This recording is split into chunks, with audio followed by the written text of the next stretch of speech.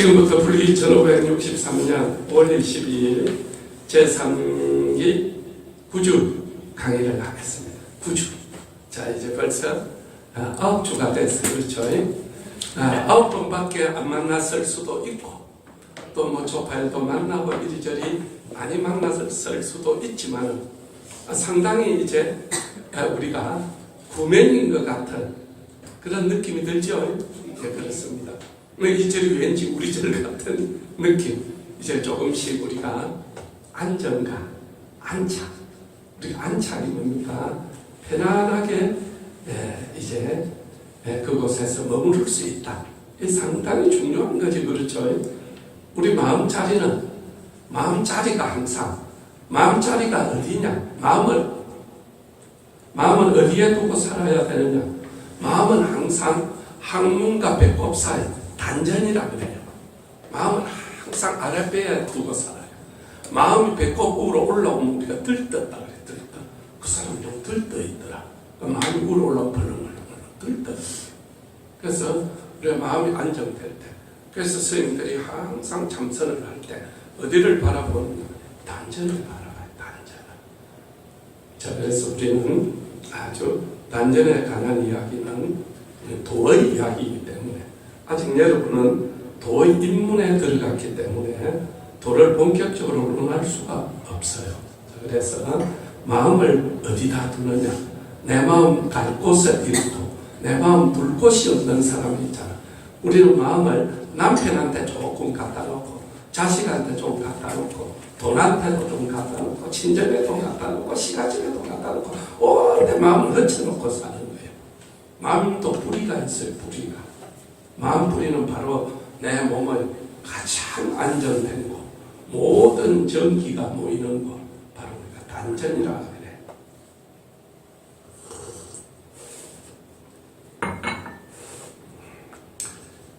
자, 여러분, 정말 초파일 다시 한번 감사드립니다. 여러분을 위해서 호텔까지 빌려가지고 회식 자리를 마련했는데 상기생은 거의 안 왔어요. 자, 그래서 아마 따로 여러분끼리라도 비빔밥이라도 한 그릇 드시라고 아마 배대로 해놨을 겁니다. 자, 거룩한 부처님께 기여합니다. 거룩한 부처님께 기여합니다. 거룩한 가르침에 기여합니다. 거룩한 가르침에 기여합니다. 거룩한 스님들께 기여합니다. 거룩한 스님들께 기여합니다. 자, 우리가 전에 말하느냐? 불교는, 우리 인생은 바로 뭐에 의해서 결정되느냐? 생각과 말과 행동에 의해서 모든 인생의 행불행이 결정돼요. 좋은 말 들으면 행복해지죠. 기분 나쁜 말 들으면 하루 종일 기분 나빠지죠. 그러니까 좋은 생각하면 행복해지죠. 기분 나쁜 생각하면 불행해지죠.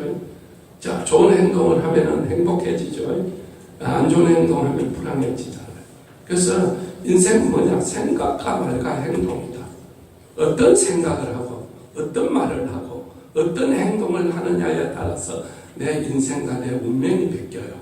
그래서 불교는 좋은 생각, 좋은 말, 좋은 행동이 좋은 운명을 열어준다. 바로 우리는 좋은 생각을 많이 배우고 좋은 말을 많이 배우고 좋은 행동을 많이 배우기 위해서 왔어요. 우리가 삶을 살다 보면 요즘 환경 문제가 많이 일어나요. 환경을 오염시키는 물체만 있는 게 아니고 나무라든지 환경을 정화시키는 것도 있죠. 말도 마찬가지입니다.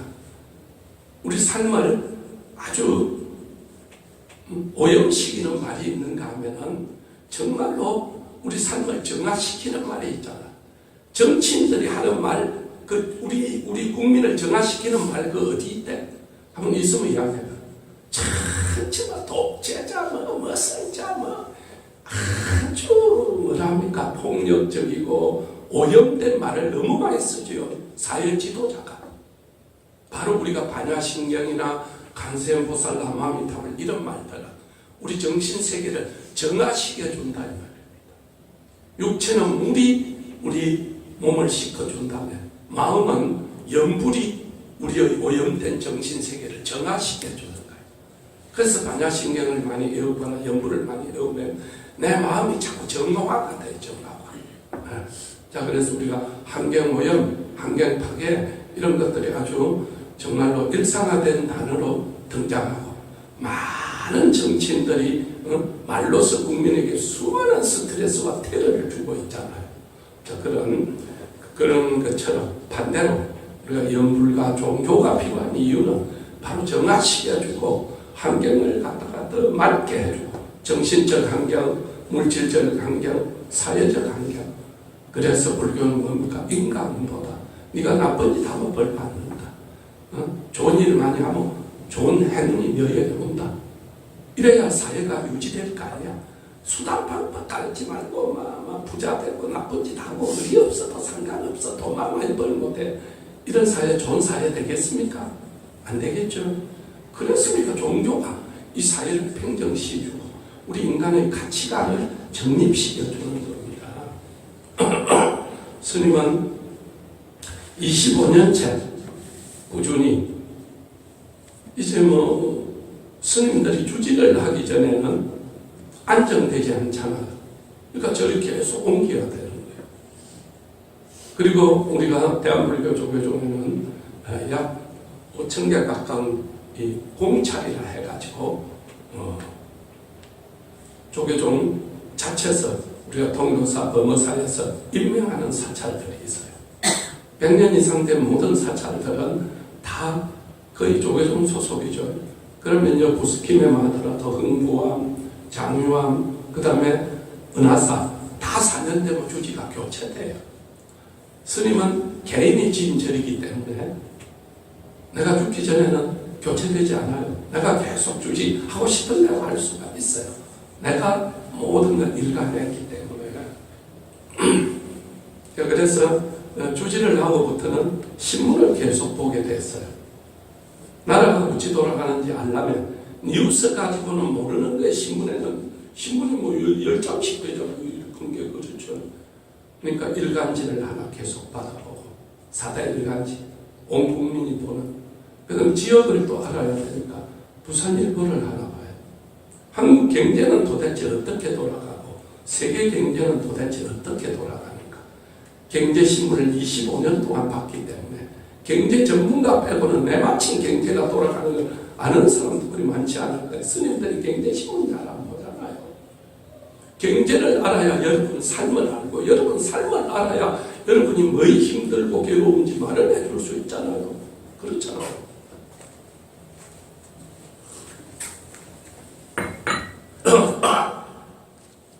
그러면 이 신문 세 개를 다 보려고 하면 대충 큰 글자만 훑어봐도 1시간 정도 걸려요. 1시간. 그리고 뭐 3시간 뭐 특별히 볼 거 없잖아요. 큰 흐름만 보면 돼. 대다수 신문들을 보면요. 요즘 경제가 어렵다. 앞으로는 더 어려울 것이다. 그 다음에 나라 걱정, 경제 걱정. 미국, 일본, 중국은 잘 돌아가요 지금. 일본은 대학생 95%가 취직, 거의 100%에 가까워 취직. 공무원이 다 공무원 사표 내고 회사가 안 해요. 왜? 많이 주니까 공무원보다. 우리나라는 그 반대로 지금 하고 있잖아요. 자, 그래서 그런 모든 것들이 나라 걱정, 경제 걱정, 취직 걱정, 그 다음에 우울한 뉴스로 가득 차 있어요. 그런데 어제 아침에 정말 해외 토픽으로 해외 탑 뉴스로 나간 행복한 뉴스가 하나 있었어요. 여러분 혹시 기억합니까? 뭐이겠다. 잘 모르겠어.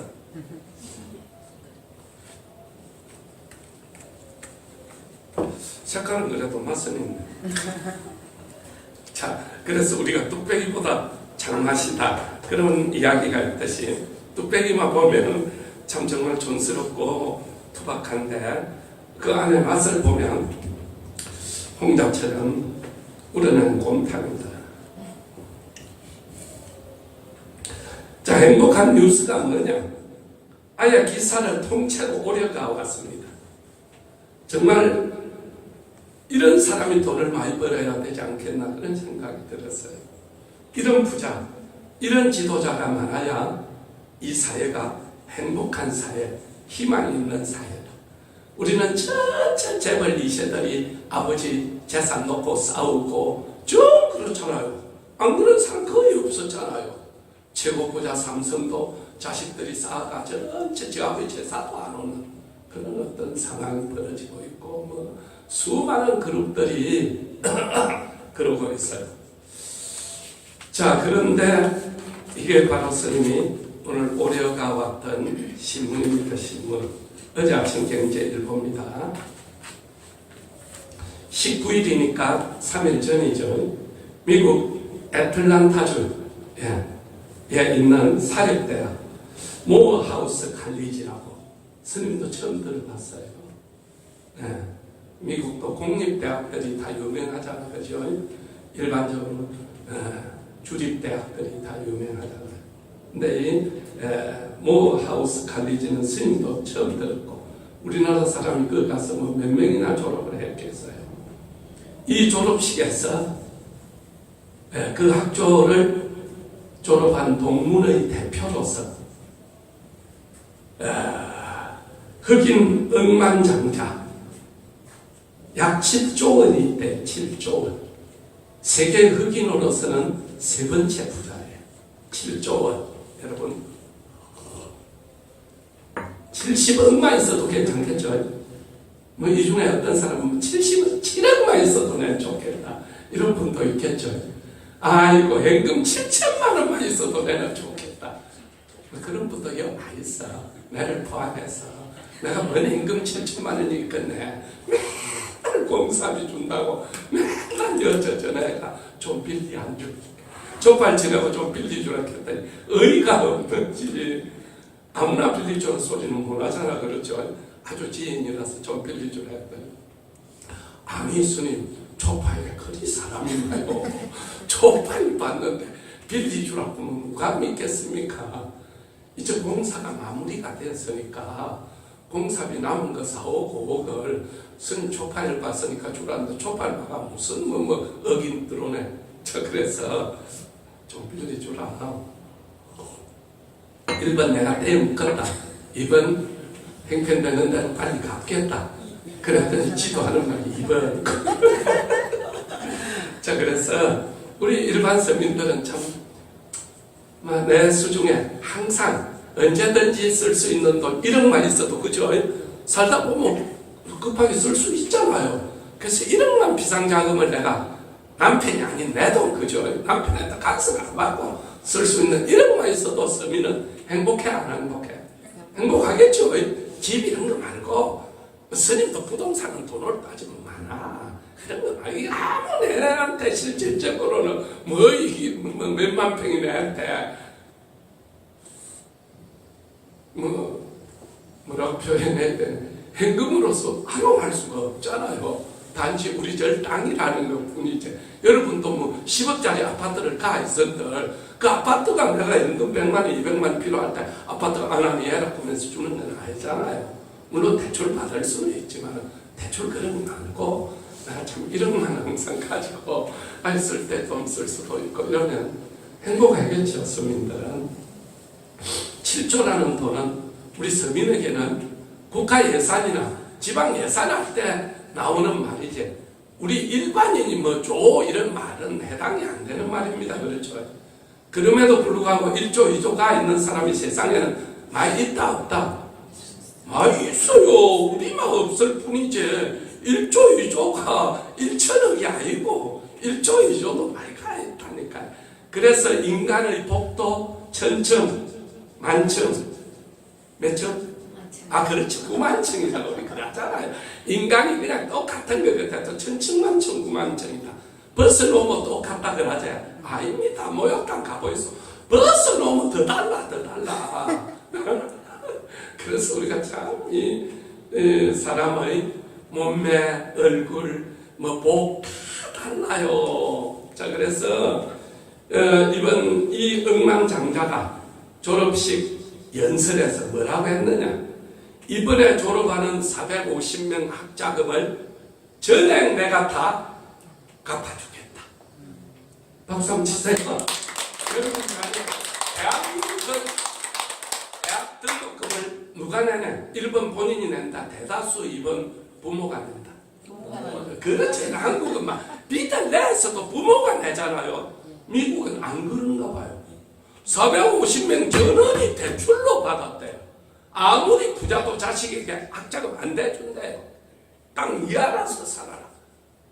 얼마나 그 삶에 대한 열정과 투지가, 우리는 뭐 부모님이 해주겠지, 뭐 장가 안 가면 계속 미 살리겠지, 이런 의식을 가 있는 친구들이 많잖아. 그렇죠?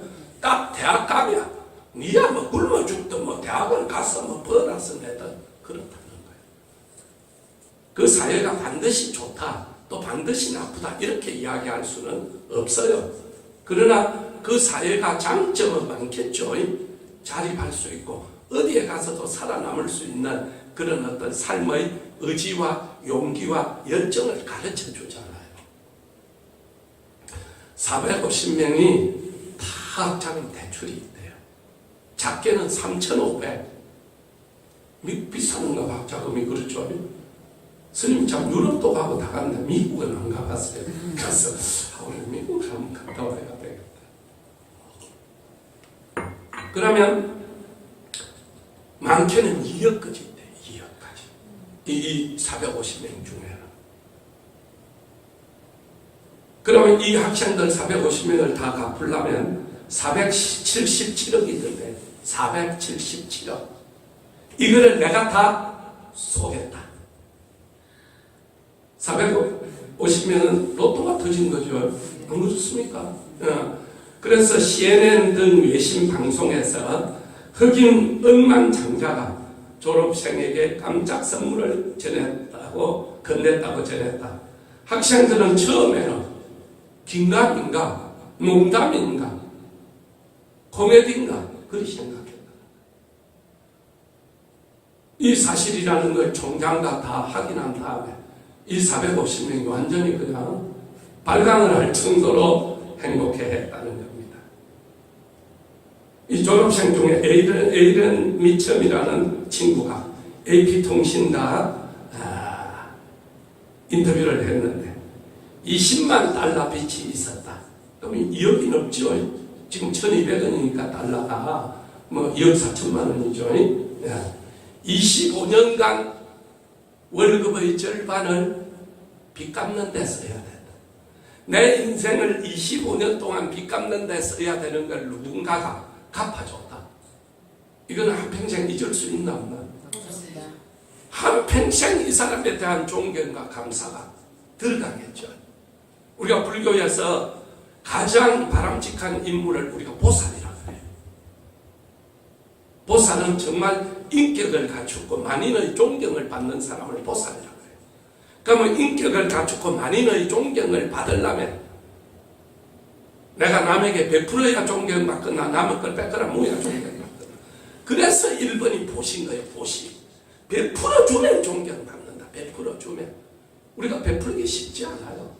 심지어 자기 아들 딸에게 물려주기 위해서 막 세금 토탈까지 해가면서 대재벌들이 그 자식에게 주식 또는 재산을 물려주려고 하다 보름 나간 뉴스 나고 그런 것들도 많잖아요. 자, 졸업생에게 깜짝 선물을 준 사람은 기술 투자 회사를 운영하는 로버트 F. 스미스다. 56살. 대단하죠. 대단한 분들. 미국 역사에서도 처음이고 세계 역사에서도 없잖아요. 자기 아들 딸 결혼하는 데는 1,000억 쓴 부자가 인도에 있었잖아. 그렇게 쓰는 거하고 이렇게 쓰는 거하고 질이 강나다는 거야. 그리 쓴 사람은 존경을 받았거나 받았거나 똑같이 세계 탑 뉴스 다 나왔어. 이 사람은 존경받잖아요. 그래서 도스토옙스키 이런 사람들이 했던 유명한 시 중에 뭡니까? 자기를 희생할 줄 아는 사람만 위대할 수 있다. 위대하다는 게 뭐냐? 자기를 희생할 줄 아는 사람이다. 내가 어째나 번 돈인데 이걸 왜 넘을 줘? 자기 희생하는 게 아니죠. 유관순 열사는 자기를 희생했기 때문에 위대해진 거예요. 이순신 장군 자기를 희생했기 때문에 위대해진 거예요. 자, 세종대왕 국가 민족을 위해서 자기 전부를 바쳤기 때문에 위대한 겁니다. 6조 원으로 전 세계 부호에 흑인 부호에 3위 달성했어요. 몇 년 전에도 이 대학 가난한 학생들, 가난한 흑인이 많이 다닌다 이 학교. 가난한 학자금을 못 내는 흑인 학생들을 위해서 5천억을 장학금으로 기부했대. 몇 년 전에. 그래서 워런 버핏이라든지 또 누굽니까 세계 최고 부자 빌 게이츠라든지 이런 사람들이 운영하는 저거에 내 재산 반을 기부하겠다. 대단하죠. 정말 멋있는 사람들입니다. 그렇죠? 내가 번 부를 가난하고 희망 없는 사람들에게 함께 나누어줘서 그 사람들이 일어나게끔 해주고 그 사람들이 용기를 가지게끔 해주고 그 사람도 언젠가라도 잘 살 수 있다는 그런 가능성을 보여줬던 사람들. 자, 정말 이런 사람들이 있어서 참 행복합니다. 자, 그는 참 정말 스님이 이 많은 젊은이에게 꿈과 희망과 용기를 주고 자기의 부를 미래를 짊어질 젊은이들과 함께 나눈 이런 부자가 미국에는 많다는 겁니다. 우리나라는 그런 부자가 없잖아요. 내가 얼지 고생해 번 돈인데 이걸 넘을 줘. 내 자식 호강시야지. 이렇게 수많은 사람들에게 경종을 울리고 돈은 이렇게 정말로 열심히 벌어서 값지고 멋있게 써야 된다는 걸 세계에 알려준 사람이잖아. 그렇죠? 자, 정말로 대단히 참 정말 내도 이만히 돈이 많으면 이래 할 수 있을까 그런 생각을 했어요. 대구에 가면은 은혜사라는 절이 있어요. 어딜까요? 영천이죠. 영천 은혜사. 거기는 스님 고향 아우대는 스님이 주지 스님으로 계셔요. 10년 전에 영천에 선화여고라는 고등학교를 인수를 했어요. 요즘은 시골 고등학교, 중고등학교 안 되잖아요. 그리고 요즘은 유치원이고 학교가 옛날에는 다 좀 돈도 되고 가족이 좀 먹고 살 수도 있었지만 요즘은 거기 공공의 재산이지 개인 재산으로 인정을 안 해주잖아요. 그러니까 학교도 막 팔고 이래요. 그래서 이 스님이 이 학교를 인수를 했어요. 자, 그때만 하더라도 이 학교는 이름 없는 학교였죠. 왜 사립학교는 선생도 들어가려고 옛날에는 코미션 주고 그랬잖아요. 내 그 학교 좀 여주라 기부하겠고 그래가지고 그런 것들이 사학재단에서 많이 있었어요. 그래서 막 학교 선생하면 들어가는데 뭐 얼마다 이런 말까지 공공하게 돌던 시절도 있었어요. 그래서 이 스님이 10년 전에 인수를 해가지고 전교생 500명에게 1인당 50만 원씩 지금 10년째 주고 있어요. 여러분 1인이 받는 50만 원은 별거 아니지만 500명을 계산을 하면 이게 2억 5천인 겁니다. 1년에 2억 5천. 작은 돈이 아니잖아요. 저리 막 큰 돈 생기는 게 아니잖아요. 그런데 막 엄청난 변화가 일어나는 거예요. 학부모 중에는 교인도 있을 거 아닙니까? 그렇겠죠. 학생들이 집에 가서 그러는 엄마 종교 바꿔라. 야가 뭐라 그래. 와 그러니까 우리 재단 이사장 스님은 내한테 3년 동안 장학금도 공부모내가 내가 장학금 받을 일이 뭐 있네.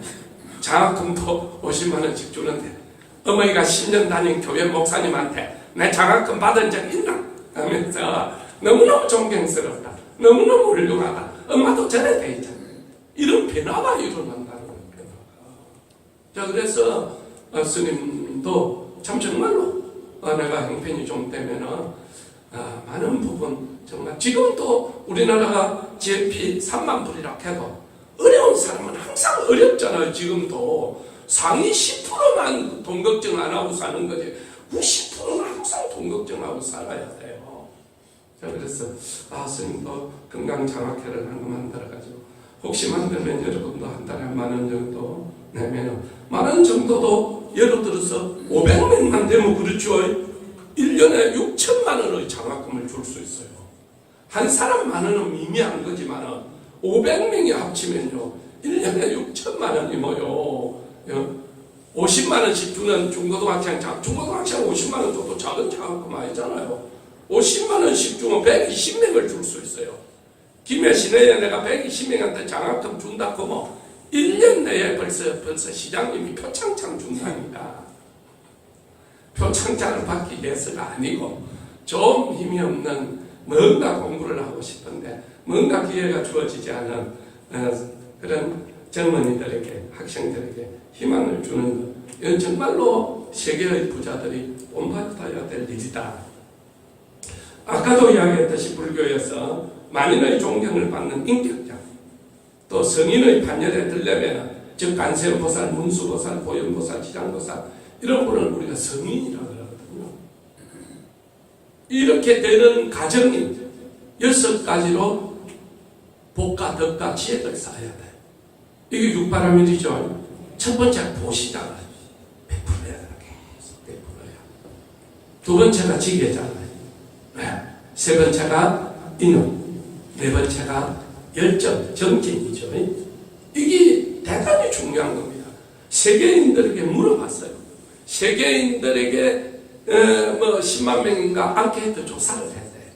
이 세상에서 가장 아름다운 단어 3개를 골라라. 1번이 뭐겠습니까? 1번이 그렇죠. 어머니, 마더, 어머니라는 거예요. 세계인들이 제일 좋아하는 단어 1번이 마더. 2번이 뭐겠습니까? 2번이 영어로 패슨이다. 패슨. 영국, 미국 갔다 온 사람이 아무도 없고 내 발음 시험장 열정이라고 해요. 열정. 공부를 하든 사업을 하든 스님이 기도를 하든 뭐를 하든 뭐 있어야 된다? 열정이 있어야 돼. 열정이. 그 세계인들이 가장 좋아하는 단어 열정이다. 우리가 정말 살아가는데 물에 물 탄다 술에 술. 열정 없는 사람이 제일 어떠한 일에도 성공합니다. 열정이 없어요. 이걸 불교적으로 뭐라 하느냐? 정진이라 해요. 정진. 끝없이 앞으로 향해서 발전을 향해서 향상에 올라가는 것. 뭐 이야기 나온 거 세 번째 단어가 뭘까요? 스마일. 웃음. 그 세계인들이 가장 좋아하는 표적 단어.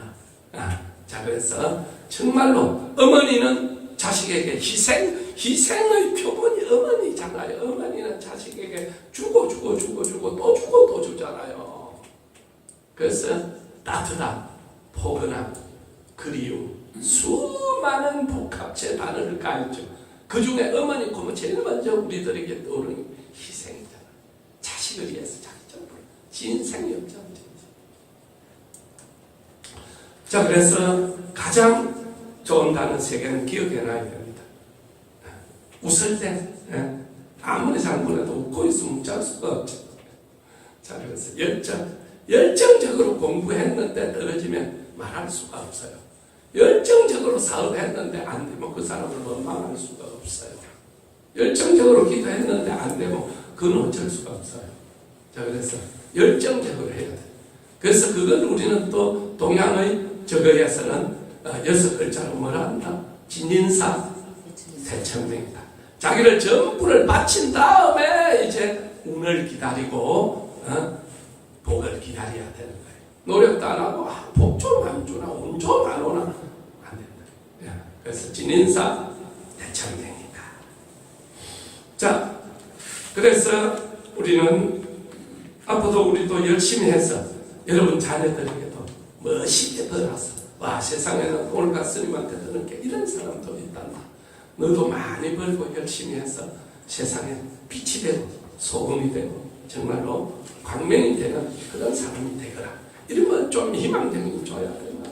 돈이나 많이 벌어 출세나 하면 된다. 니만 잘 살면 된다. 이런 가르침이잖아. 대다수가 우리가 좀 더 어머니 더 폭넓은 가르침을 줘야 되고 자식에게 항상 뭘 합니까? 좌우명이 될 수 있는 그런 걸 줘야 돼요. 자, 그러면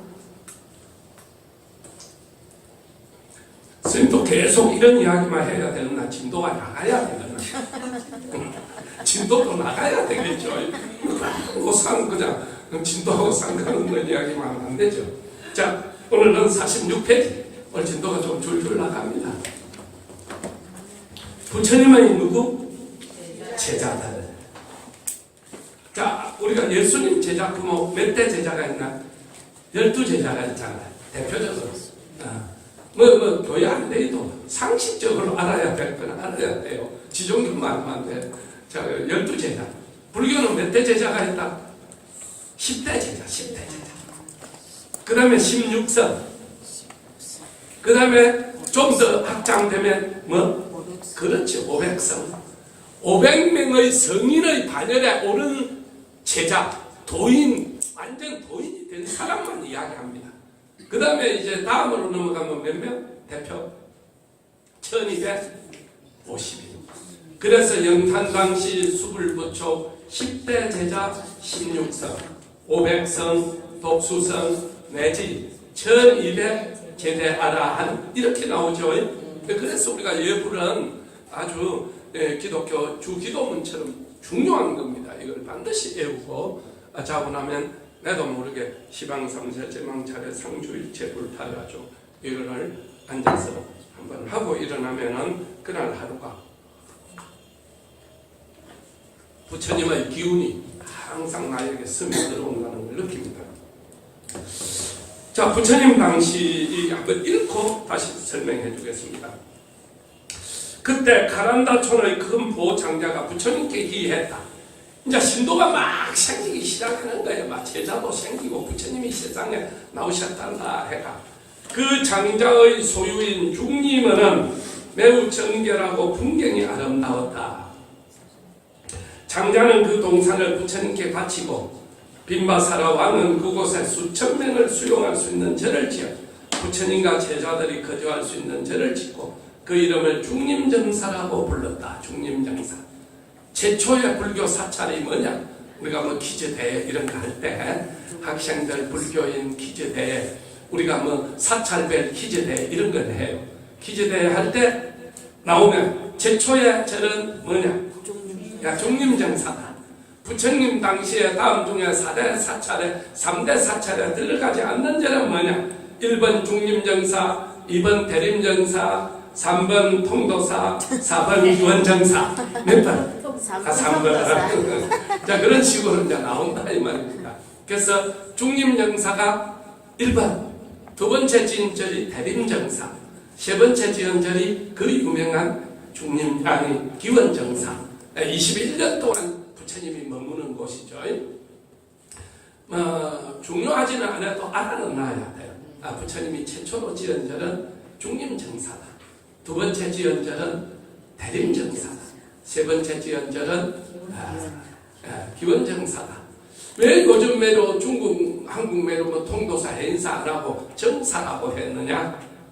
정사는 조용히 마음을 닦는 곳이라는 뜻입니다. 이 정사가 중국에 오면서 그냥 절사자로 베끼는 거죠. 자, 그래서 매우 최초의 절이 되었다. 이는 수다타 장자가 지은 기원정사와 더불어 부처님께서 생활하시던 중요한 절이다. 인도는 불 뗄 일도 없고요. 위에 비바람만 막으면 돼요. 워낙 덥기 때문에 이제 벽돌로 가지고 지었죠. 그래서 지붕은 없어도 벽돌은 다 남아 있어요. 지금 여러분이 언젠가 참 기회가 돼서 인도 성지순례를 가게 되면 그때 가란다존에 사리불과 목건년이라 불리는 두 브라만 학자가 있었다. 이 종교 지도자입니다. 그래서 이 두 분이 제자들을 다 듣고 왔기 때문에 갑자기 제자가 1000명이 되는 겁니다. 이 제자들, 그러니까 이 목련 존자하고 사리불 존자가 나는 이제 종교 지도자가 아니다. 내보다 더 훌륭한 분이 있어서 나는 그분 밑으로 제자로 들어간다. 그러니까 그분을 섬기던 사람들 입장에서는 황당하게 돼버렸잖아. 그럼 스승님이 제자로 들어가면 우리도 그 밑으로 들어가겠습니다. 그래서 전체 머리를 갖고 제자가 되는 겁니다. 자, 그래서 어떻게 해서 그렇게 되느냐? 어느 때 사리불은 매우 몸가짐이 단정하고 행동이 바른 아사지를 발견하고 그에게 물었다. 당신의 스승은 누구십니까? 나의 스승은 샤카족의 왕자로 집을 떠나 도를 이루어 열의 세존이 되신 고타마 사문이시며 그분께서 말씀하신 법은 이로소 모든 법은 인연 따라 나타나고 모든 법은 인연 따라 사라진다. 그 전에는 하느님이 다 조종하고 연출한다고 생각했다 이 말입니다. 서양 종교뿐만 아니라 인도의 전통 종교가 뭡니까? 무슨 교입니까? 인도교. 아 그렇지, 힌두교. 여러분 인도는 워낙 인구가 많기 때문에요. 세계 4대 종교에 들어갑니다.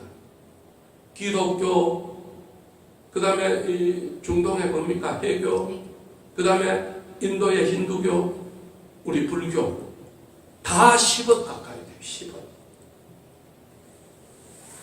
인도는 막 한 나라밖에 안 되는데 인도의 종교 힌두교는 인도밖에 없어요. 그 옆에 나라에 있는 거는 인도 사람들이 가가 그 화교라 그럽니까? 뭐라 그러나? 인도 사람들이 이민가가 믿는 거지 그 나라 사람들이 믿는 게 아니에요. 그럼에도 불구하고 인도 자체가 10억이 넘으니까 전 국민이 거의 믿으니까 힌두교입니다. 힌두교. 자, 힌두교서는 뭐다? 브라하만이라는 창조 신이, 그 기독교에서는 하나님의 모든 뜻에 의해서 우주가 창조됐다. 그것이 그 인도에서도 브라만이 모든 그 복과 뭐 수명과 모든 운명을 지고 있다 그랬잖아요. 그런데 이거는 아주 엄청난 획기적인 가르침이다 이 말입니다. 그런데 하나님을 부정해버리고 뭐 때문에 우리는 인연 따라 이 세상에 왔다가 인연 따라 간다 이렇게 이야기를 하는 겁니다. 요즘 들으면 우리는 뭐 워낙 그런 말, 아이고 이것도 인연이다, 우리가 만난 것도 인연이다, 우리 일상생활화가 됐기 때문에 우리는 이게 충격적인 단어가 아니잖아요. 근데 그때 사회로는 이게 어마어마한 단어입니다. 요즘 미니스커트 입었다고 막 텔레비 나오고 방송 나오나? 다 입고 다니니까 안 나오잖아요. 핫팬츠 이런 거. 근데 1968년도 윤복희가 처음 입고 왔을 때는 대한민국이 활칵 뒤집어졌다 말입니다. 그래서 스님이 어려서 68년도에 아마 우리나라 전 유행이 됐어요. 대한민국은 69년도에 스님이 15살인가 될 때 통도사에 가서 처음 살았어요. 사는데 이 줄자를 가지고요, 아가씨 허벅지를 20cm 올라오면 못 들어오고 그 허벅지를 재고 있었다니까. 그때니까 그걸 재도 아무 말도 안 하고 쟤는 스님이나 뭐 쟤는 뭐 쟤라쿠는 뭐 아가씨나 똑같았어요. 뭐 대충 눈으로 봐도 너무 짧으면 뭐 들어오지 마라 그렇고 뭐 되잖아요. 그런데도 불구하고 자로가 20cm를 재던 시절이 있었다니까. 머리 길모 장발족 해가지고 딱 재가지고 자르고 그랬어요. 대학생 때 장발족이 유행을 해가지고 70년대 초에 그랬죠. 그러니까 이게 여러분이 들을 때는 뭐 우리 충격적인 말인가 싶지만 그때의 단어로는 어마어마한 말이다 이거죠. 그 시대를 부정해버리는 말이니까 하나님이 만들었다 했는데 아니야, 인연 따라 왔다, 인연 따라 가는 거야, 이렇게 지금 설명을 하는 겁니다. 그래서 만일 누가 있어서 이 법을 깨달으면 그는 도인이다 이렇게 이야기합니다. 그러니까 이 두 사람이 자기들도 지금까지는 하나님이 창조에 의해서 우리 인생이 좋기도 하고 나쁘기도 한다고 생각했는데 그게 아니다. 여기서 엄청난 영적인 정신적인 충격과 신선함을 받죠. 그래서 내가 500명을 거느리는 지도자가 이게 문제야. 이게 다 버리고 나는 이 부처님의 제자가 되어야 되겠다. 이렇게 지금 들어오는 거다 이 말이죠. 그걸 앞뒤 다 잘라먹고 이야기하면 이해가 안 가는 거고 별 감동도 안 와요. 이것만 읽어가는. 그러니까 앞뒤 전후 사정은 다 연속극처럼 스토리를 이렇게 내면 이게 이런 어떤 감동을 받았구나. 이 단지 이 두 마디 때문에 뭐 이분들이 500명의 제자를 꺼내리고 수많은 존경을 받던 사리불과 목건년이 부처님의 제자가 될 수 있겠습니까? 사리불은 이 법문을 듣고 뭐의 열린다? 지혜의 눈이 열리는 거예요. 지혜의 눈이. 우리가 살다 보면 그렇죠. 내가 왜 그리 어리석게 살았을까 그때. 그런 것들을 탁 깨닫는 때가 있잖아. 그죠? 사리불은 자기의 처소에 돌아와 목건년에게 이 법을 말했다. 이 목련존자도 워낙 수준이 높은 어른이다 보니까 듣고 바로 깨달아 버리는 거예요. 인간 천상의 눈이신 큰 도사 열의 세존이 이 세상에 나타났으니 오늘부터 나는 집을 떠나 그분을 스승으로 삼아 돌을 닦겠다. 그러자 제자들이 모두 스승을 따라 나섰다. 이렇게 해서 부처님의 제자는 가섭의 제자, 사리불의 제자, 목련존자의 제자를 모두 합쳐서 1250명이 갑자기 다 오는 겁니다. 옛날에 한일합섬 혹시 기억합니까? 김해를 대표하는 김택수 씨라고 그때는 10대 그룹에 들었어요. 그때만 해도 40년, 50년 전이죠. 한일합섬, 한일그룹이었죠. 이분이 통도사를 오면 100여 명이 따라와요. 그때는 그룹 회장 정도 되면 뭐 간부들 다 잘 보이기라고 막 가는 데마다 줄줄줄 따라와요. 자, 우리도 만약에 홍나 여사가 여대인다면 홍나 여사 혼자 오겠나? 수많은 뭐 그룹 하청업체 사장 보살들도 다 오겠나? 많이 따라오겠죠. 자, 그래서 이게 큰 손이 한번 움직이면은요 엄청난 그 변화들이 일어나요. 이러면서 불교는 하루아침에 완전 정상 종교로 올라가죠. 이렇게 1200명이 넘는 머리를 깎은 제자를 거느린 종교 지도자가 거의 없었습니다. 자, 지금 이 해상의 가섭과 사리불, 목련과 빈바사라 왕은 모두 억급 창생 전부터 나와 인연이 있었다. 불교는 인연법으로 모든 걸 이야기를 하고 있습니다. 인연법으로 풀어나가는 겁니다.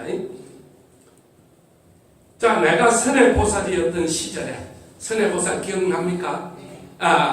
연등불이 왔을 때 너무도 존경스러워서 그 부처님께 연꽃을 올리라 그러니까 구이선녀라는 아가씨가 연꽃을 7송이 가져가면서 아무리 팔아라 해도 안 팔지요.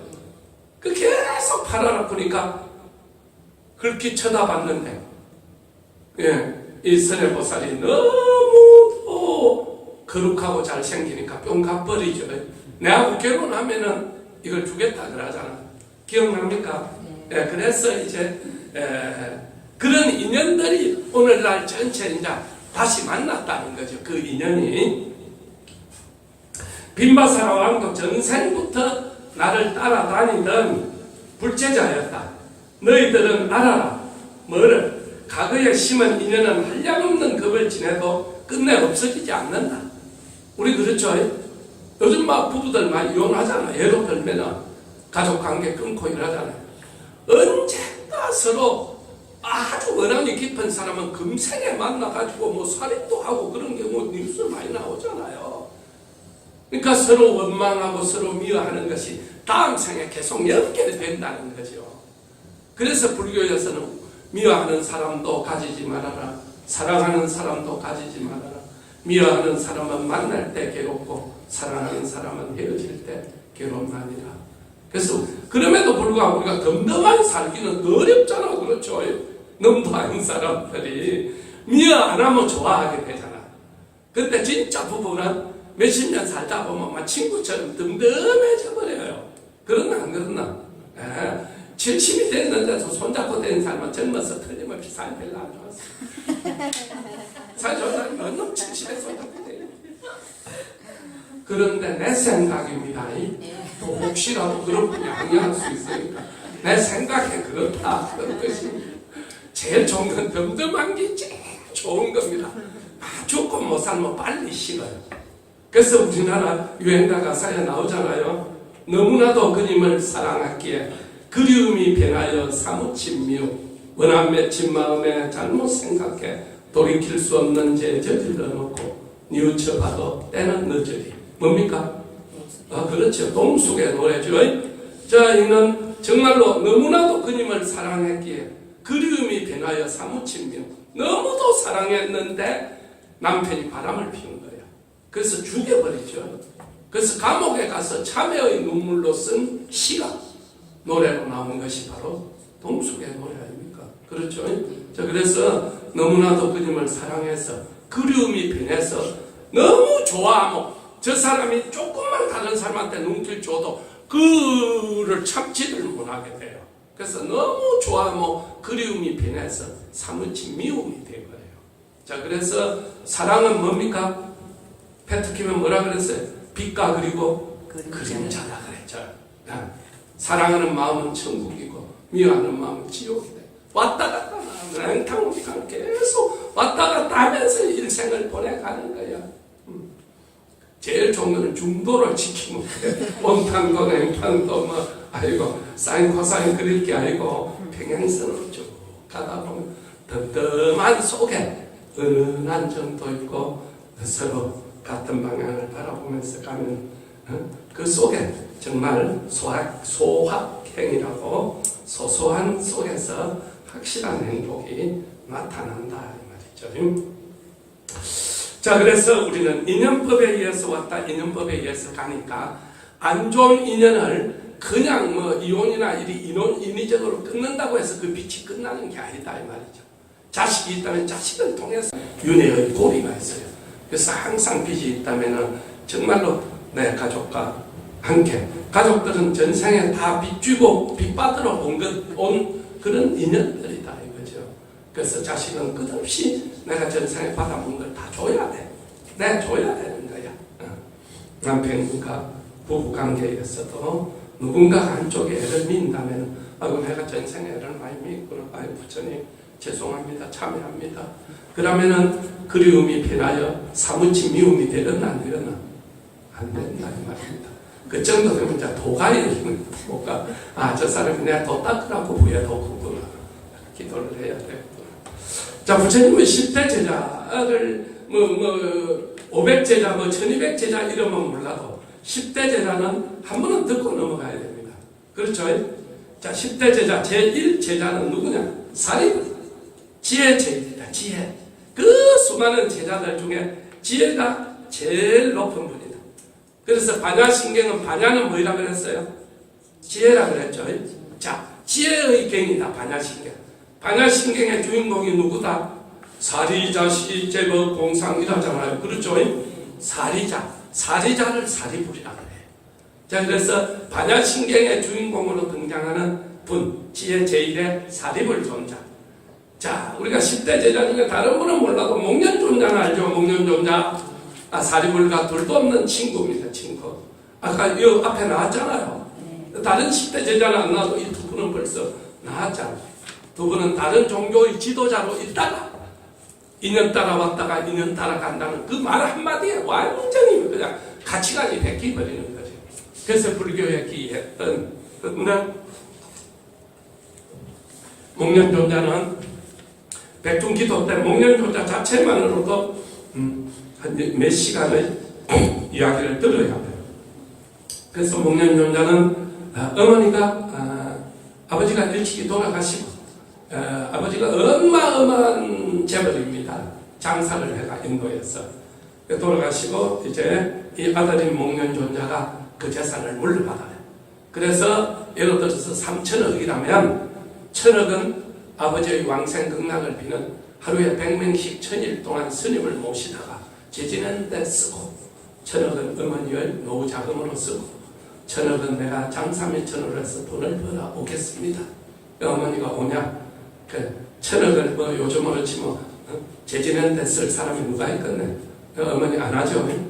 결국은 장사를 해가지고 아주 큰 부자가 돼 3년 만에 돌아왔는데 어머니가 날마다 바람이 나서 그냥 연예인들 떠받아 띵카띵카하고 놀았다는 소문이 납니다. 그래서 어머니에게 이런 소문이 참말입니까? 세상에는 너무 잘 되면 배 아픈 놈이 많다. 그런 말 듣지만 그게 사실이면 나는 벼락 맞아 죽을 거다. 그리 됐다 안 됐다? 그 돌아갔어요. 그러니까 목련존자가 너무도 삶에 대한 해이를 느끼고 자기 전 재산을 바치고 불교에 귀합니다. 그래서 부처님 우리 어머니는 어디에 갔을까요? 아무리 생각해도 우리 어머니는 지옥 간 것 같습니다. 그래서 부처님의 힘을 빌려서 살아있는 사람으로 기록상 지옥에 다녀오신 유일한 분이죠. 그 지옥에 가서 어머니를 만나고 옵니다. 그래서 어머니를 지옥에서 구출하기 위해서 이제 수많은 이제 공덕을 쌓고 기도를 하고 스님들을 모시다 절을 지냈어요. 그래서 7월 백중날 어머니가 지옥으로부터 벗어나죠. 그날을 기념해서 모든 우리 조상들도 7월 백중이 되면은 천체 천도를 해서 나쁜 곳에 갔으면 다 빠져나와서 극락에 가십시오 하고 천도를 하는 그 나를 정확히 해준 분이 바로 누구다? 목련존자다. 이 목련존자는 신통제일이라 어지간한데 다 날라다녀. 그래서 부처님이 날라대지 마라. 그러면 마치 불교가 막 날라대는 종교처럼 보이고 안 날라대고 저는 도인도 아니고 날라대야 도인이다. 이렇게 곡해하고 오해할 수 있다. 그러니까 그런 걸 일반인들한테 보여주지 마라. 신통제일의 목련존자. 그 다음에 세 번째가 두타제일의 가습존자. 가습존자는 아주 뭐라 할까요? 가습존자는 아주 검소함의 표본이죠. 스님이라고 다 검소하지는 않았잖아요. 자, 그러니까 검소함의 표본입니다. 가습존자는 부처님의 수많은 제자 중에 여러분이 너무도 유명한 이심전심 있죠? 꽃을 들어서 이야기해줬죠? 기억 안 납니까? 뭐 기억 안 나도 부처님이 어느 날 부처님보다 연세가 높아요. 그리고 늙어이다 보니까 표현이 좀 죄송한데 젊은 사람들이 저는 막 늦게 오고 막 저다 하고 막 저런 분을 갖다가 부처님은 수제자라고 좋아하고 이런 이야기를 하죠. 그날 또 부처님이 법문을 하고 계시는데 법화경을 쓰라는데 늦게 옵니다. 그러니까 막 젊은 제자들이 궁신길이죠. 그러니까 부처님이 법문을 하니까 하늘의 천신들이 너무 좋아서 꽃비를 내립니다. 그래서 그 꽃 중에 한 송이를 들어서 많은 제자들에게 보여줍니다. 부처님 갑자기 왜 꽃을 들어 보이네? 다 멍해가 모릅니다. 내 가습존자가 빙긋이 웃으십니다. 그러니까 너가 봤나? 가습존자가 빙긋이 웃는 거. 내한테 열반묘심 정법 안장이 있는데 이걸 가습에게 전하노라. 앞으로 가습은 내가 인멸한 후에 이 교단을 이끌어간 수제자다. 이렇게 이야기합니다. 그걸 우리는 이심전심이다. 그래요. 자, 그래서 부처님이 돌아가시고 불교 교단을 이끌어가는 수백만 명이 넘는 이 불교 교단을 이끌어가는 일대 교주죠. 일대 교주. 수제자다. 두타제일의 가섭존자. 그 다음에 이제 검소함의 표본이죠. 가섭존자는. 그 다음에 해공제일의 수보리존자. 우리가 불교는 공입니다. 불생불멸이다. 반야신경에 나오죠. 불구부정이다. 불교는 없는 것도 아니고 있는 것도 아니고 더러운 것도 아니고 깨끗한 것도 아니다. 이거 여러분이 이해할 수 있습니까? 이해 잘 못해요. 이런 상당히 높은 경지에 올라가야 이해가 돼요. 삼매에 들어가야 돼요. 이걸 가장 잘 이해를 하고 가장 잘 부처님과 소통을 했던 분. 그래서 바로 금강경의 주인공이죠. 금강경의 주인공. 그러니까 금강경에 보면 계속 수보리야 웃자고 수보리야 웃자고 나오죠. 이게 바로 수보리와 부처님이 공에 대해서 이야기하고 있는 겁니다. 다른 사람은 알아듣기도 하고 못 알아듣는 대목도 있고 계속 나옵니다. 그래서 우리나라 대한불교 조계종의 모든 스님과 신도는 금강경을 8만 대장경 중에 금강경을 우리의 교본으로 한다. 이렇게 딱 좋은 종법에 맨시대에 있을 정도로 한국은 금강경을 가장 사랑해요. 자, 그래서 금강경의 주인공이 바로 해공제일의 수보리존자다. 그 다음에 설법제일의 불운화존자. 우리가 똑같은 요리 재료를 갖다 줘도 맛있게 하는 사람이 있고 그냥 그렇게 하는 사람이 있나 없나? 있죠? 마찬가지로 똑같은 설명을 하는데도 너무도 맛있게 하고 찰지게 하고 쏙쏙 들어오게 하는 법문을 하는 설법제일의 불운화 존자. 자, 그래서 스님도 젊었을 때는요, 한국에 불운하다 그런 말도 가끔 가다 들었어요. 자, 그 다음에 여섯 번째는 논의제일에 가졌는 존자. 논리 정연하게 또 설명을 해야 되잖아. 이야기를 잘하는 거하고 논리 정연하게 하는 거는 또 달라. 그렇죠? 스님은 이야기는 잘할 수 있어요. 그러나 논리 정연하게 하는 거는 또 좀 자신감이 없어요. 예로 들자면 뭔 이야기를 재밌게 끌고 갈 수는 있어요. 나 논리가 정연하게 내가 하는 말이 논리 정연한지 안 한지 그런데 내도 잘 몰라요. 자, 그래서 논리가 정연하게 하는 최고의 수제자는 가정령 존자다. 그 다음에 일곱 번째가 천안제일의 안하율 존자입니다. 안하율 존자는 뭐냐 하면은 이 눈이 봉사입니다. 봉사. 장애인입니다. 처음부터 장애인이 아니고 부처님이 설법할 때마다 잘 들었게 하고 앉기는 어디 앉는다? 앞에 앉아. 근데 설법만 하고 구벅구벅 쪼는 거야. 그래서 부처님이 지적을 했어요. 니 그리 졸기면 말라 앉아 설법문 듣네. 잠이나 자지. 이 한마디에만 너무도 충격을 받아가지고 잠을 안 잡니다. 어떻게 잠이 오면 못 잡니까? 여기다 아시마를 딱 튕겨가지고 눈이 안 감기도록 하는 거예요. 그러니까 나중에는 진물도 나오면 눈이 진물을 거 아닙니까? 니 그리 해도 안 된다. 법문하는데 누워 자도 안 되지만 자야 될 때에 안 자는 것도 그 정상 아니다. 아무리 일러도 내 죽기 전에는 잠 안 잘 겁니다. 그러면 의사가 오고 별짓을 다 해도 뭐만 하면 안 돼. 잠만 자면 왔잖아요. 안 자니까 뭐 결국은 눈이 가버린 겁니다. 눈은 감는데 마음의 눈이 열려버려. 그래서 하늘에서 일나는 일, 땅에서 모든 일을 다 볼 줄 아는 해안이 열려요. 그 천안제일의 안하율 존자, 지게제일의 우바리 존자. 그렇죠? 우리가 보통 따심을 휘딱 부어버리잖아. 그렇죠? 그럼 그 속에 미생물들이나 뭐 죽을 수도 있잖아. 그거 보면 우리는 그 별 생각 안 하잖아. 그러니까 우리는 길 가면서 밑에 개미가 죽는지 뭐 벌레가 죽는지 그 생각 안 하잖아요. 이분은 개미 새끼 한 마리도 죽을까 싶어서 길도 못 가잖아. 그래서 너무도 계율을 잘 지켜서 지게제일의 우바리 존자. 그 다음에 밀행제일의 나우라 존자. 누굽니까? 부처님의 아드님이죠. 부처님의 아드님이다 보니까 스포트라이트를 많이 바꿨나 안 바꿨나? 많이 바뀌었죠. 그러니까 그걸 피하기 위해서 항상 아무도 없는 데서 공부를 하는 거라. 있는 데서 하는 척 하면 아이고 저 잘난 척 하는 거 봐라 쌓고 막 이래 할 거 아닙니까? 그러니까 항상 아무도 모르게 공부를 해가지고 높은 경지에 올라갑니다. 그래서 비밀리에 수행을 했다. 그래서 밀행제일에 다른 사람들은 꼭 보란 뜻이는 아니지만 막 모여서 열심히 하는데 이 스님은 모여서 열심히 저반 보여주려고 잘한다. 그렇게 할 수 있잖아. 그런 아픔이 많았겠죠. 그래서 항상 비밀리에 합니다. 자, 그래서 열 번째, 그 마지막 제자, 그 유명한 아란존자지요. 다문제일.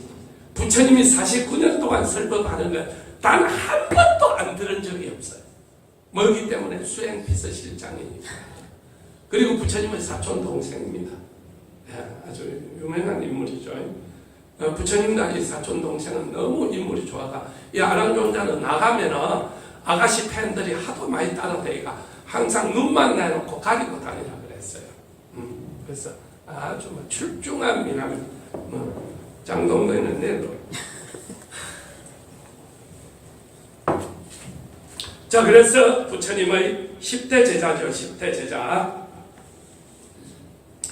그래서 이제 부처님은 드디어 상두산상에서 설법을 하죠. 설법. 부처님께서 1250명의 제자를 거느리고 라자가로 들어오실 때다. 밤에 가야산 한 작은 언덕에 오르셨을 때, 자 같이 했습니다. 나자그라의 어느 곳에서 불이 타올라서 부처님께서는 이를 보고 법을 세웠다. 비구야, 모두가 불타고 있다.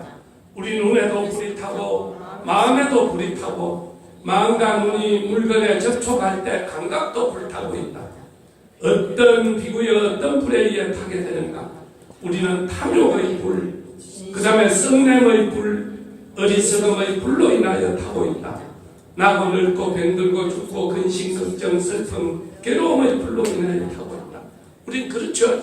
한 인생의 한 평생이 탐욕스럽게 벌어야 되고 그 뜻대로 안 돼서 계속 성내야 되고 지내고 나면은 내가 그렇게 살았을까 어리석게 살고 또 살다 보면 늙어버리고 살다 보면 아프고 살다 보면 온갖 근심, 슬픔, 괴로움으로 인해서 이게 하나의 불이 돼서 끝없이 불타고 있다. 이 불을 우리가 꺼야 된다. 이렇게 이야기하는 겁니다. 자, 포교에서는 이제 포교. 자, 이 불교를 세상에 이 좋은 법을 좀 들으라고 알려야 될 거 아닙니까? 그렇죠? 우리 절에도 몰라서 모르는 사람도 있겠다 없겠다. 아, 이런 좋은 법문이 있어. 아, 내도 들을 낀데 나는 몰랐다. 몰라서 못 오겠죠. 여러분이 가서 누군가에게 네 한번 들어봐라. 와, 마음에 힐링이 되더라. 그럼 올 수 있겠죠. 알리는 게 굉장히 중요한 겁니다. 그래서 기독교에서는 전도, 살아서는 전도, 죽어서는 천국. 그 다음에 고란은 뭡니까? 아니, 고란은 어디 저 아프리카 쪽에서 믿는 해교도들의 경전이죠.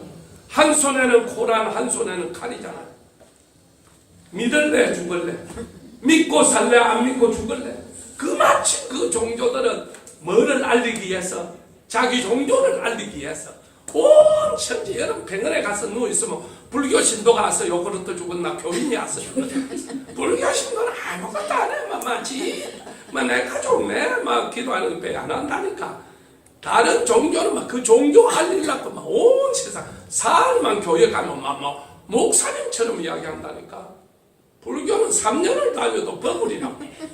모르겠다. 자, 그래서 포교 중요하다 안 하자? 중요합니다. 부처님은 이제 드디어 이제 열반에 드십니다. 열반에. 자, 부처님의 열반은 이제 다음 시간에 해드립니다. 알겠죠? 네. 자, 우리가 참 정말로 부처님의 일생을 간단하게 6주, 2주는 다른 이야기였으니까 6주에 걸쳐 설명했습니다. 부처님은 정말 우리가 상상할 수 없는 복을 가지고 계세요. 부처님은 정말 우리가 상상할 수 없는 무한대의 덕을 가지고 계세요. 부처님은 정말 우리가 상상할 수 없는 초월의 지혜를 갖춘 분입니다. 이 세상에는 내 학자금도 못 내는 사람이 있는가 하면 500명의 학자금을 500억을 들여서 내는 사람도 있다 없다? 있어요. 어떤 사람은 내 한 몸 가서 취직하는 것도 어렵는데 삼성의 이재용이 같은 사람은 수십만 명을 취직을 시가 월급을 주는 사람도 있나 없나? 복이 달라요. 수십만 명을 살리는 사람이 있는가 하면 내 한 몸도 묵고 살기 어려운 사람도 세상에는 있다 없다? 복이 마침 차이가 있다. 복이 달라요. 복이. 자, 그래서 우리가 부처님은 어떠한 중생이든 어떠한 고통 속에 있더라도 내 모양을 보느니나 내 이름을 부르고 기도하면 이루어 주겠다고 약속을 했어요. 자, 그래서 모든 종교는 다 약속을 합니다. 여러분, 개뿔도 없는 사람이 내가 다 쏜다, 450명 다 쏜다. 헛방이가 참말이가. 아무것도 없는데 헛방이잖아요. 그냥 코미디 하면 한 거잖아. 많이 있는 사람이 쏜다 그러면 그건 사실이가 헛방이에요. 사실이잖아요. 부처님처럼 우주에 가득 찬 복을 가진 분이 너가 기도하면 이루어 주겠다. 그렇다면 이 사실이가 헛방이에요. 사실이다 이 말입니다. 근데 우리는 이성적으로 생각하고 감성적으로 생각하기 때문에 이성적으로 감성적으로는 기적이 일어난다 안 일어난다? 안 아닙니다. 이성과 감성에는 기적이 없어요. 그러나 무의식에는 기적이 있다 없다. 무의식에는 기적이 있어요. 기적. 종교는 기적을 주는 겁니다. 종교는 정말로 초월한 힘을 주는 겁니다. 그래서 대한민국 3대 부자가 없고 3대 가난한 사람이 없어도 불교 집은 천년을 한 번도 안 망했기. 통도사, 행사, 범어사, 불국사 1400년 동안 한 번도 안 망했잖아요. 사회는 3대 지내면 다 망하거나 디비지거나 했잖아요. 왜 그럴까요? 초월한 힘이 있기 때문입니다. 초월한 힘. 신라 1000년이 망하고 고려 500년이 망하고 이조 500년이 망하도 망하지 않았어요. 그래서 여러분은 정말로 이런 어떤 종교의 힘에 의해서 무의식이 무한대로 개발될 수 있는 그런 기도의 힘을 믿어야 됩니다. 얼마 전에 강주에 사는 80세상 먹는 최씨 거사님이 BTN이 무슨 방송이고 불교 방송이죠. 강우 스님이라는 젊은 스님이 하는 이 소나무라는, 소나무가 뭐냐? 소중한 나 무한 강맹의 줄임말입니다. 자, 그래서 이 소나무에서 했던 이야기입니다. 참 정말 전라도 목포에 사는 80세살 먹는 자기 이름을 밝히면은 목포에서 다 아는 사람이기 때문에 이름을 밝히지 않고 싶다. 그래서 BTN에 정말로 우리 어머니의 일생을 내가 꼭 전국에 있는 불교 신도에게 전해주고 싶다. 자기가 어릴 때 어머니가 나주에 살았대요. 어머니가 아들을 너희를 낳았어. 너희를 낳았는데 다 5살, 6살 때 죽었다는 거예요. 여러분, 자식이 5살, 6살 때 하나만 죽어도 한평생 한이 남고 너희가 남끝나 안 남끝나. 근데 너희가 죽는데.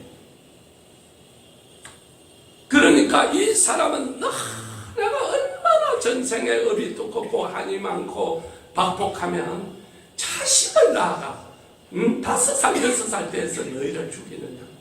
남편은 술을 먹고 막 혼자 배인 되다시 배가 들어 내가 어쩌다 네가 지칠 수 없는 년만 내가지고 인생이 일이 됐다고 막 두드려 패고 막 하니까 그러다 보니까 남편이 돈을 안 버니까 뭘 해야 되냐. 품삯으로 연명을 해야 되는 거예요. 그런 속에서도 어머니는 항상 물을 떠놓고 간세보살 빌었다는 거예요.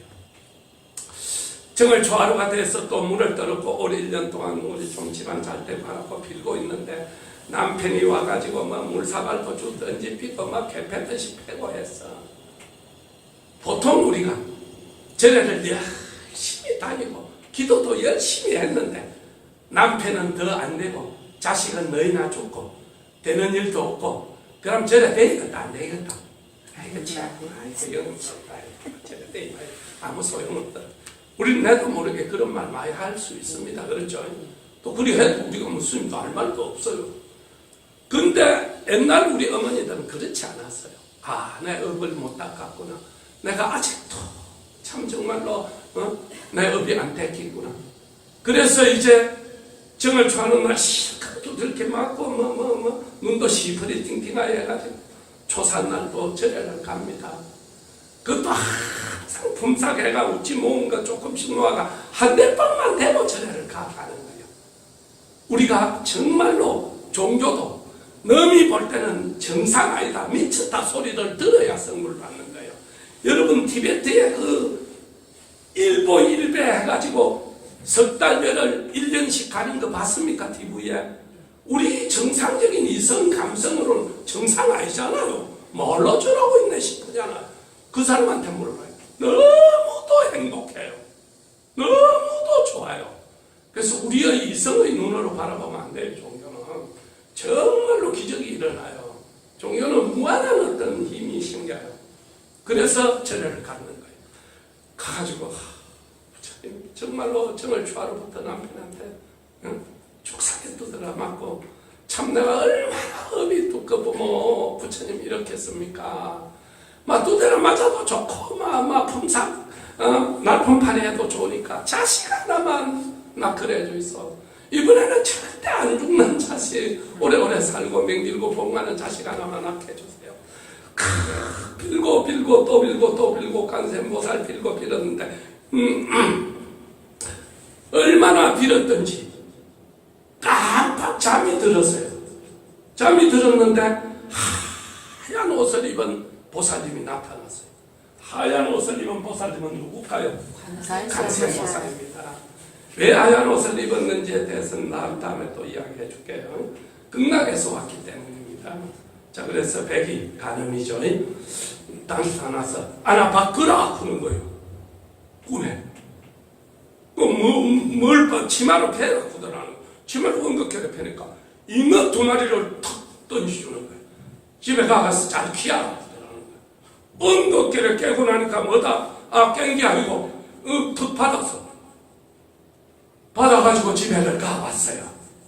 자, 집에를 가와서 이 조그만 사구 있죠, 사구. 사구 잘 모르나? 통 있어요. 요즘 뭡니까? 옹기처럼 만든 펑퍼지만 사구에다 물려놓고 키웠어. 키웠는데 이놈이만 너무 잘 크는 거야. 한 살 됐는데 형님 동서가 오더니 너 집에 잉어 2마리 있다면서 내가 1마리만 주라는 거예요. 보통 사람 같으면 죽었나 안 죽었나? 1번 죽었다, 2번 안 죽었다. 왜 안 죽었나? 부처님한테 지금 선몽받아 가까운 거잖아. 이건 뭐 동생 니 같으면 죽었나? 니도 부처님한테 가서 기도해 받아라. 그래 안 죽었나? 그런데 뭐 워낙 착하다 보니까 2마리 있는 거 1마리 주라고 하는데 어찌 안 죽었나? 형님 가가 있어. 그 가서 며칠 있다가 오더니 동서가 아이고 동서야 우리 집 잉어 죽어 빈다 부더라는 거예요. 예? 그러면서 딱 깼는데 꿈이라. 얼마나 간절하게 기도했더니 기도의 무념무상에 들어가면 무념이 뭡니까? 무념. 무의식의 생각이 없다가 아니라니까. 무의식의 생각. 우리는 의식적으로 하는 것보다 무의식이 더 많아요. 꿈은 의식적으로 꾸나 무의식적으로 꾸나. 3시간, 4시간, 5, 6, 7, 8시간 무의식 속에 산다니까. 우리가 무의식의 세계가 의식으로 올라오면 어마어마한 힘이 나와요. 무의식을 개발해야 돼요. 무의식. 영혼은 무의식 속에 산다 이 말입니다. 영혼이. 우리 영혼이라는 게 있어요. 영혼이라는 게. 혼이라는 게 있다니까. 그냥 여기서 왔다 갔다 뭐 좋다 나쁘다 뭐 웃자고 그런 거는 의식이라. 의식. 이 속에는 영혼이 없어요. 영혼은 무의식 속에 살고 있어요.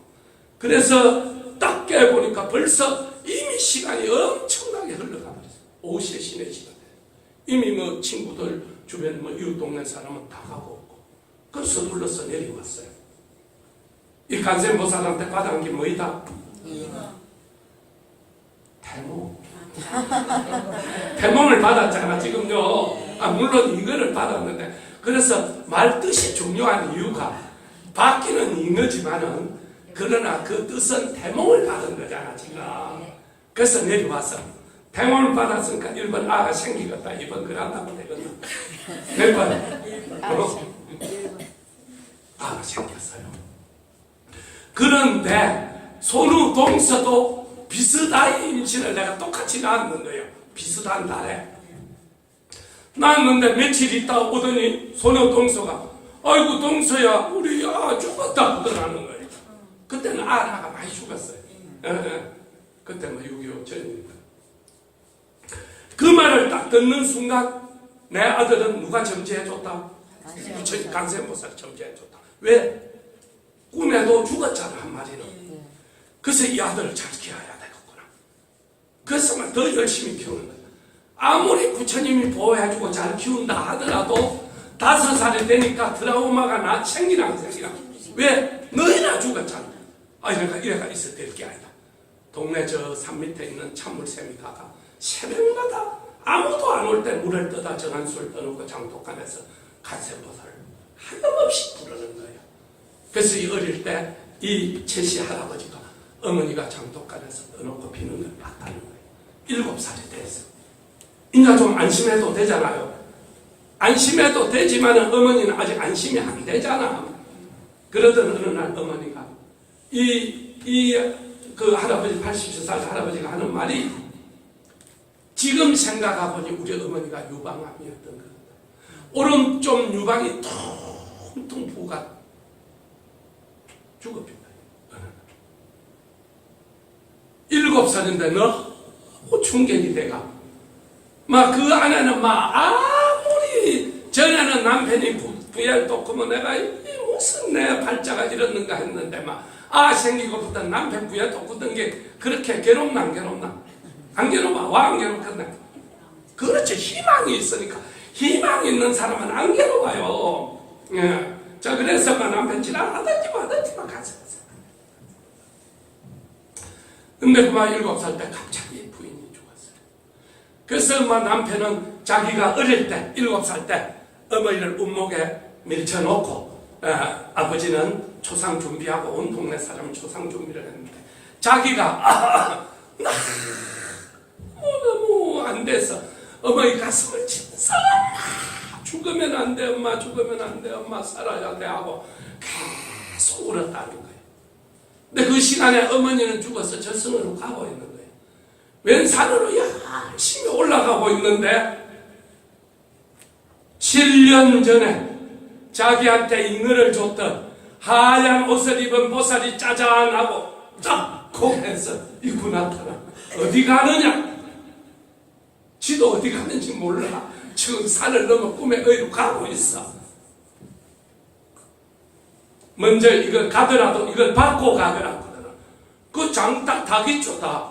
닭을 한 마리 툭 주면서 저번에 잉어 주듯이 나도 모르게 이렇게 다리를 안고 이래 안으니까 이 닭을 놓으면 안 된다니까.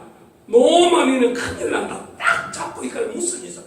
이러면 장닭이 갑자기 오른쪽 이 가슴을 쫓기 시작하는데 아플 거 아닙니까? 아야 그러니까 뭐 놓고 싶어도 놓으라겠나 놓지 말았겠나 잡고 있는데 갑자기 이놈 장닭이 귀에다 대고 꼬끼요 그러는 거예요.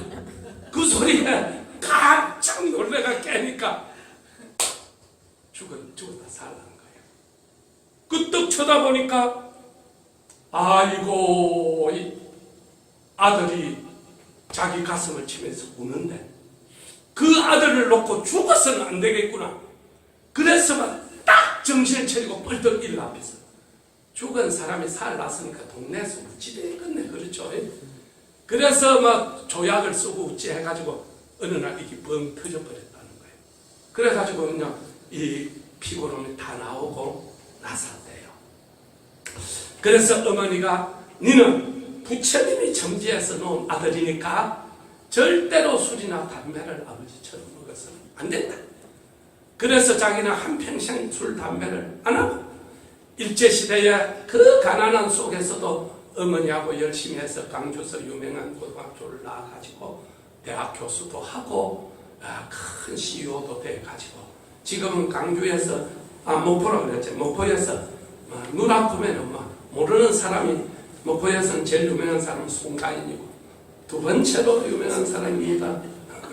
전라도서요 송가인만 유명해요. 미스터 로설 스님이 보면서 나는 이 세상에 나와서 노래하는 사람 중에 그렇게 혼신의 힘을 바쳐서 열정을 다해서 하는 그 미스트로 친구들 예선서부터 하는 걸 보면서 저렇게 혼신의 힘을 바치는 애들이 어째 잘 안 되겠네. 분명히 아들은 잘 될 거다. 그렇게 생각했어요. 마찬가지로 이 할아버지가 자기 아버지의 일생을 이야기하면서 정말 이 세상에 부처님이 있고 부처님의 힘으로 기도하면 안 되는 게 없다는 걸 나는 세상 사람에게 알리고 싶고 나는 이 시간도 기도하고 공부하면서 참 정말 우리 어머니가 부처님을 만난 이거로 나는 한평생 부처님께 의지하고 기도해서 선물 받았다 그랬어요. 자, 우리도 열심히 어떤 이 교리적인 거야 절에 안 와도 여러분이 읽으면 아는 거 아닙니까? 그렇지만 스님을 통해서 우리가 어떤 기도의 힘 무의식을 의식으로 끌어올려서 무의식을 내 거로 만나는 거예요. 현대과학이나 현대에는 무의식은 다루지를 않아요. 전체 의식의 세계만 다루는 거예요. 지식인은 의식을 가지고 논하는 겁니다. 그렇죠? 종교는 무의식을 가지고 해요. 우리가 무념무상 볼 때 없을 무자가 아무 생각 없고 없는 건 무념무상이라 하는 게 아니라니까 무의식의 세계에서 딱 살아가는 그 일어나는 정신을 무념무상이라 그래요. 삼매라 그래요. 삼매. 알겠죠? 자, 여러분이 정말로 오늘 점심 먹고 1시간만, 뭐 전원이 아니라도 돼. 뭐 오후에 약속이 있을 수 있으니까. 스님도 지금 점심도 못 먹고 부산을 나가는 이유가 한 30년 동안 스님 밑에서 공부했던 80대 후반 보살님이 정말로 내가 그러거든. 불교 신도가 요양병원 가고 요양은 가면 그건 불교 흠믿은 거다. 지대로 딱 정신 쓰면 불교는 앉아서 죽고 서서 죽는 종교이기 때문에 딱 기도하고 해라. 그래서 이 보살님이 진짜 앉아서 아침 먹고 기도하다 돌아가셨대요. 그래서 오늘 우리 절에 지금 제가 들어와요. 부산 절에. 그래서 스님이 나가는 겁니다. 스님은 수많은 사람들에게 그런 걸 봤어요. 그래서 여러분 초발 고생하셨지만 사실 등이 5,000개, 6,000개 되다 보니까 이 안에다 등 안에다 이런 걸 넣어가지고 1년만 쓰는 게 아니라 보통 한 2년, 3년 써요. 등을 한번 사면. 그래서 이걸 넣어가지고 또 박스에 넣어놔야 돼요. 그래서 점심 먹고 한 시간 하면 우리 식구가 2명이 열을 하는 것보다 더 많이 할 수 있어요. 그래서 뭐 빅반만 그렇게 어려운 일 아니라. 그래서 여러분이 조금만 점심 먹고 한 1시에서 2시까지 저 창고에 저 밑에 그래서 뭐 등 몇 개만 좀 분류해주고 가면 좋아요. 그리고 여러분 절에 가서 봉사일지도 쓰면 참 좋아요. 하면 절에 가서 이걸 봉사했다. 그러면 내 인생을 사면서 난 자연 봉사를 얼마나 하고 사는가. 교회에서는 봉사 점수가 있어요. 그래서 이명박이나 이런 사람들은 장로로 올라가려고 하면 주차 봉사를 예를 들면 1000시간 일을 해야 돼요. 그런 것들이 있듯이 여러분이 그런 걸 통해서 그리고 항상 마음속에 간세모사를 하루 3,000번 내가 해야 되겠다. 스님 말 듣고 반야신경 2번 해야 돼요. 그럼 의식의 변화가 일어나요. 무의식이 의식으로 올라와요. 우리가 무의식의 세계에 들어가면 좋은 것도 없고 나쁜 것도 없고 그걸 다 초월하는 어떤 세계가 나타나요. 그래서 여러분이 불교학교 다니면서 정말로 여러분이 불교의 맛을 좀 봐요. 맛을 보면 참 정말 불교는 무슨 간장이다? 생표간장이다. 맛을 보고 맛을 아는 생표간장이다. 예, 수고하셨어요. 감사합니다. 이거 대장님이나 조금만 좀 체크 좀 해주세요. 오늘도 내가 이 출석 부를 시간이 없어요. 찾아봤어요. 대기하고. 감사합니다. 네, 수고하셨습니다. 예, 고마워요. 수고하셨어요. 정말 고생했어. 다 갔어. 언제 비빔밥이라도 해. 언제 거지?